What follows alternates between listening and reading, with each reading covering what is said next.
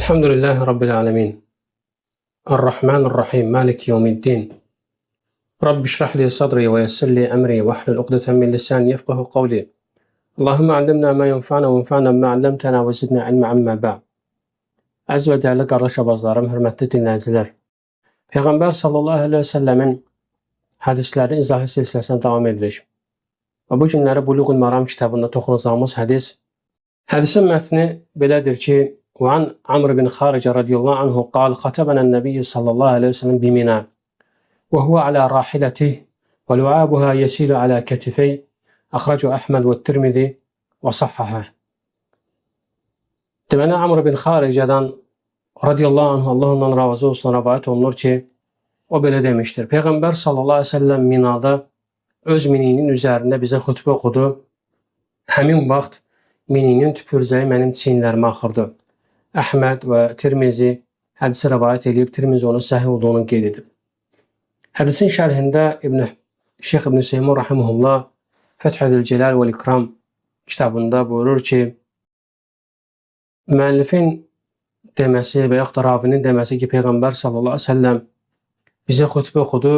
Xütbə şəri hökmləri xatırlatmaqdır və əksər hallarda təsirli bir üslubda olur. Lakin bəzi yerlərdə belə olmaya da bilər. Və Mina isə o yerdir ki, həzlərin toplandığı yerdir. Və Peyğəmbər sallallahu aleyhi ve sellemin bu xütbəsi Qurban bayramı günü idi.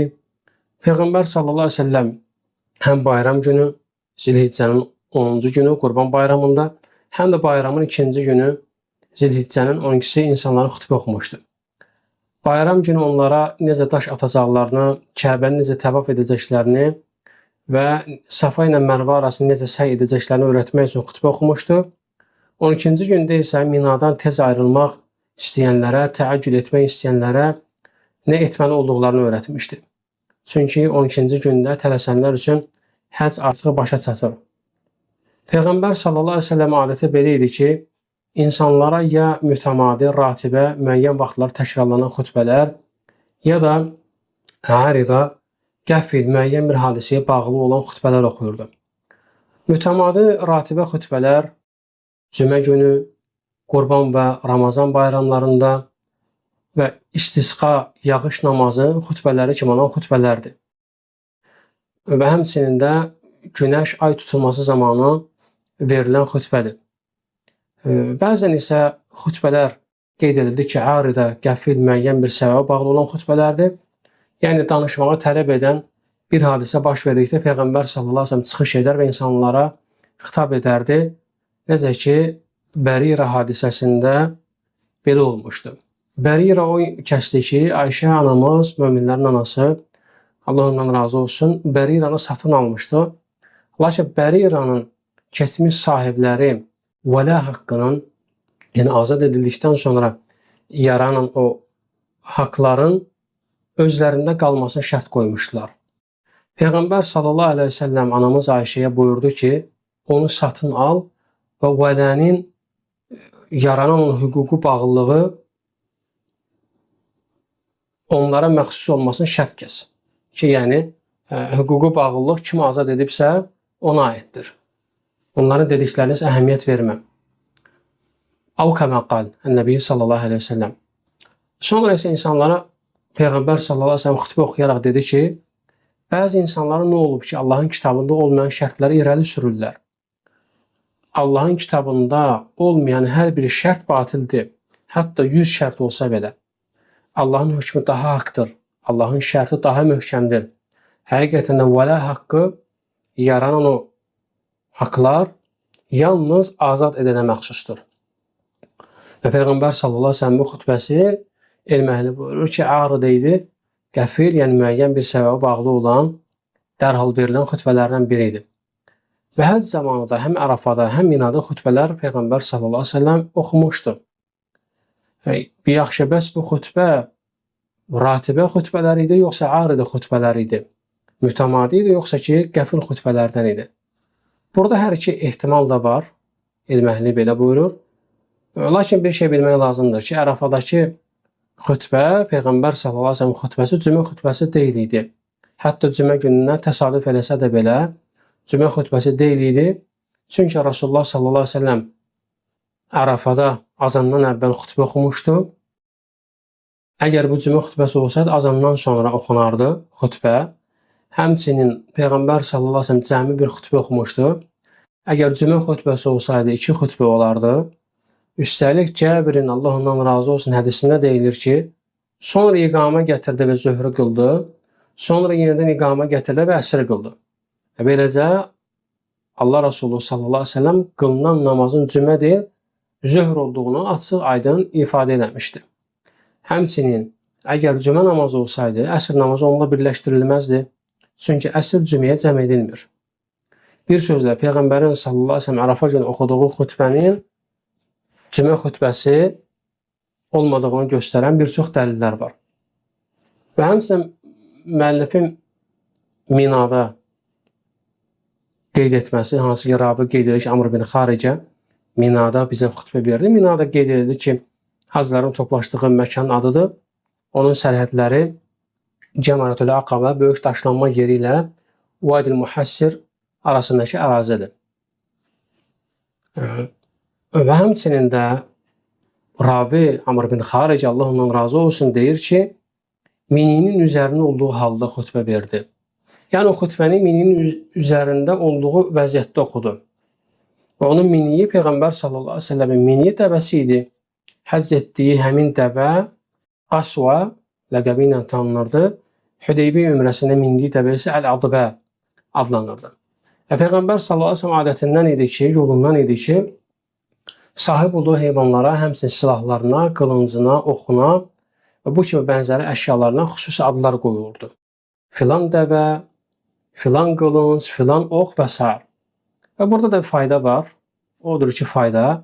Adlar qoyulur ki, bir-biri ilə qarışıqlıq yaranmasın.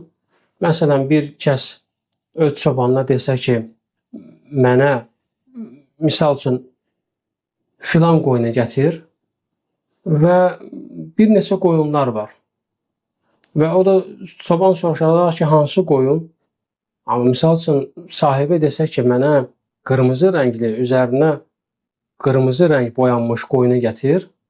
O zaman burada problem həll olunar və hər şey daha da aydınlaşar. Hədisin faydalarından birinci fayda. Peyğəmbər sallallahu əleyhi və səlləmin şəri hökmləri xutbə və digər yollarla çatdırmağa olan böyük istəyi, hərisliyi. İkinci fayda. Həcc zamanı, yəni həccdə olan, yəni həmin o rəhbərlərin xutbə verməsinin yəni gözəl əməl olması, bəyəndən əməl olması. Həcc, misal üçün, qrupunun başçılarının xutbə verməsi, insanlara orada həcc ayinlərini çatdırması, bu məsələləri öyrətməsi bəyəndən əməllərdən, gözəl əməllərdən sayılır. Və təbii ki, edilməsi də, yəni minada edilir və belə etməsi, alimlər qeyd edirlər ki, həmən insana yəni yaraşandır, yaxşı olar ki, belə etsin.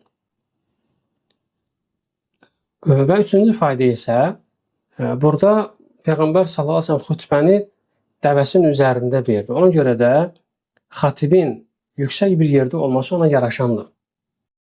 Niyə görə? Birinci fayda ona görə ki, onun səsi daha aydın çıxar və səsi daha təmiz şəkildə, aydın şəkildə insanlara yayılmış olar. Və bu da yəni dinləyicilərin onu dinləməsi üçün bir növ rahatlıq yaradar. İkincisi isə, ola bilsin ki, kimsə ona sual versin, xutbə əsnasında insanlara xitab etdiyi vaxtda və artıq həmin o istər xutbə verən, istərsə də sual verən, onlar qarşılıqlı olaraq bir-birlərini görəcəklər və xutbə verən, danışan artıq cavab verdikdə bu dinləyici üçün daha bir o qədər faydalı olur. Çünki artıq hər iki tərəf bir-birini qarşılıqlı olaraq görməyə başlayır. Və bunun da təbii ki, faydaları böyükdür. Dördüncü fayda, mininin üzərində xutbə oxumağın icazəli olması. Necə ki, Peyğəmbər sallallahu əleyhi və səlləm dəvənin üzərində xutbə verirdi. 5-ci fayda Peyğəmbər sallallahu əleyhi və səlləmin təvazökarlığı.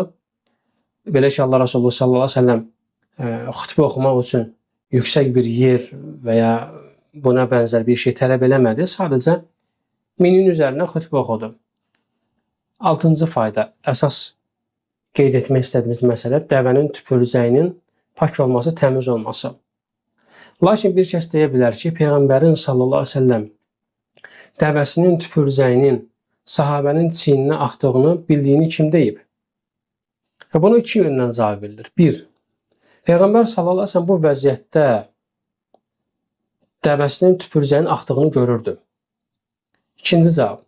Hətta Peyğəmbərin sallallahu əleyhi və səlləm bunu görmədiyini fərz etsək belə, o zaman bu məsələdə Peyğəmbərin sallallahu əleyhi və səlləm iqrarı susaraq təsdiqi olmazdı. Ancaq burada Peyğəmbər sallallahu əleyhi və səlləm iqrarı var.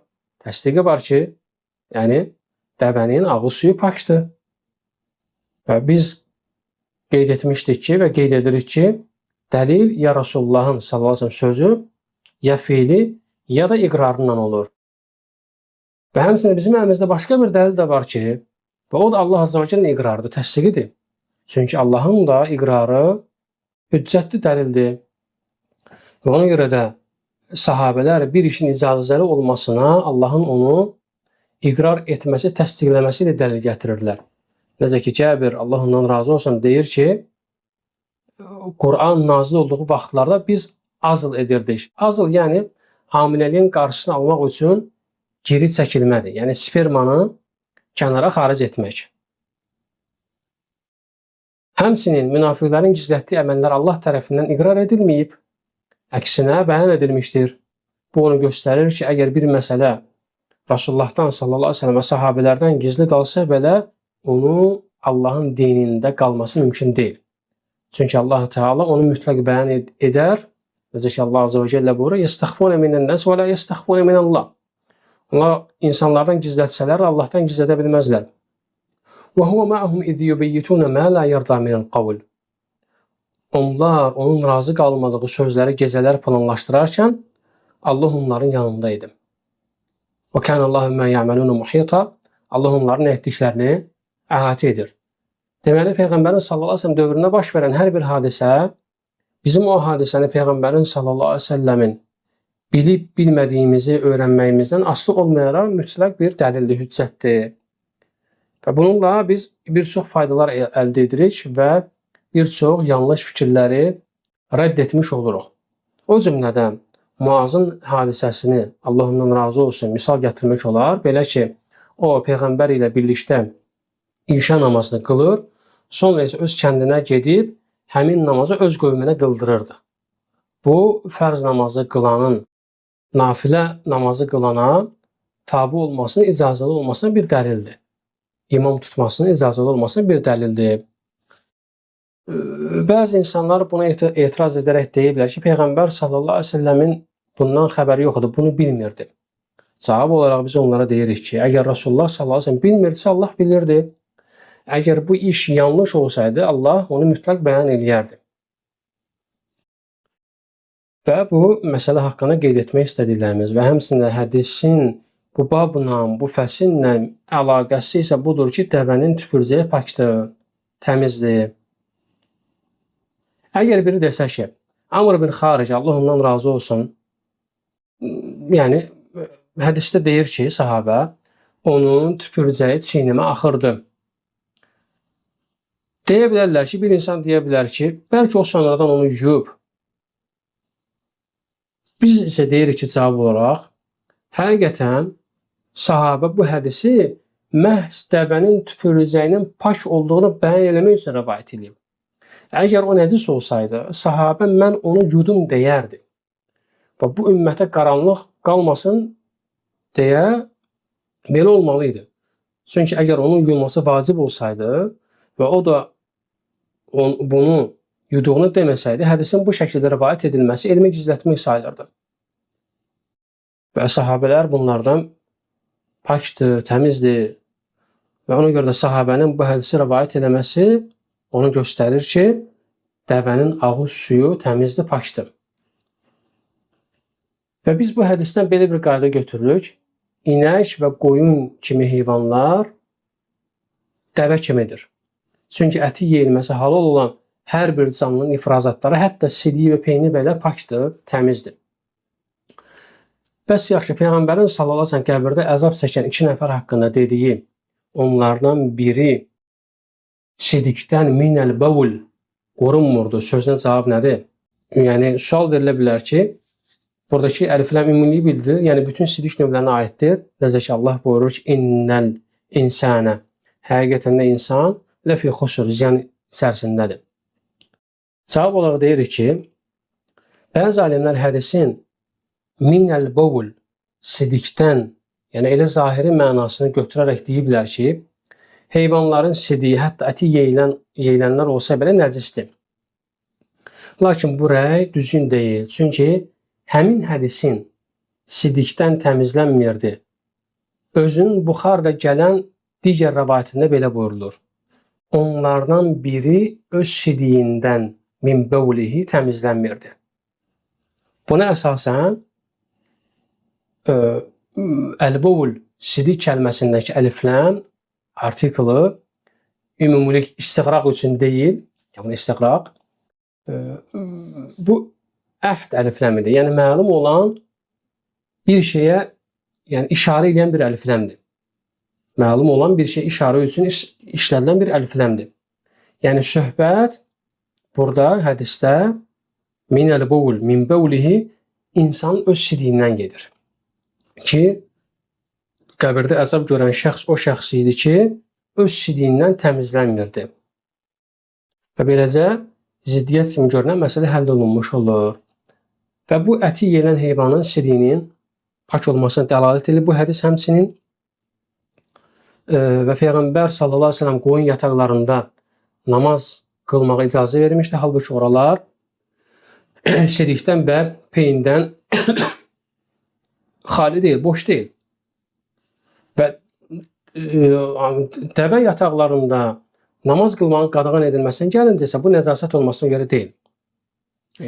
Hətta yəni bir dəvənin yanında namaz qılmaq olar. Yəni tutaq ki, bir dəvədir, səhralıqdır, çöktü, oturdu, təkdirsə bunun yanında qılırsan. Deməli nədir? Bu onu göstərir ki, belə bir halda qılınır. Lakin yataqlarda qılınmamasının qadağası isə daha doğrusu Allah bilir. Hər bir halda qeyd edildi ki, nəzasət olmasına görə deyil. Bəzi alimlər qeyd edirlər ki, qadağan edilməsinin hikməti odur ki, buralar çox vaxt şeytanların olduğu yerlərdir. Həmçinin deyilib ki, bu qadağa təabbudidir, yəni sırf ibadət olaraq yerinə yetirilmir. Hər bir halda dəvənin istər sidiyi olsun, istərsə də onun nəcisi olsun, təmizdir. Hətta sidiyi barəsində Peyğəmbər sallallahu əleyhi və səlləm insanlara dəvələrin yanına getməyi və onların sidiyindən və südündən içməyə icazə vermişdir. Və bu onu göstərir ki, yəni dəvənin sidiyi belə murdar deyil, hətta o tibbdə də istifadə olunur və bugünkü tibb də bunu sübut eləyib. Ona görə də deyirik ki, əti yeyilən heyvanların ifrazatı nəcis deyildir. Bircə axar qan istisnadır burada heyvanlarda. Çünki axar qan Quranın dəlili ilə, nasla nəcis sayılır, murdar sayılır. Uca Allah bizləri eşidib yaxşısını tabi olanlardan etsin. Subhanəkəllahum həmdək, əşhədu ən la ilahə illənt, əstəğfiruka və tövbə ileyk.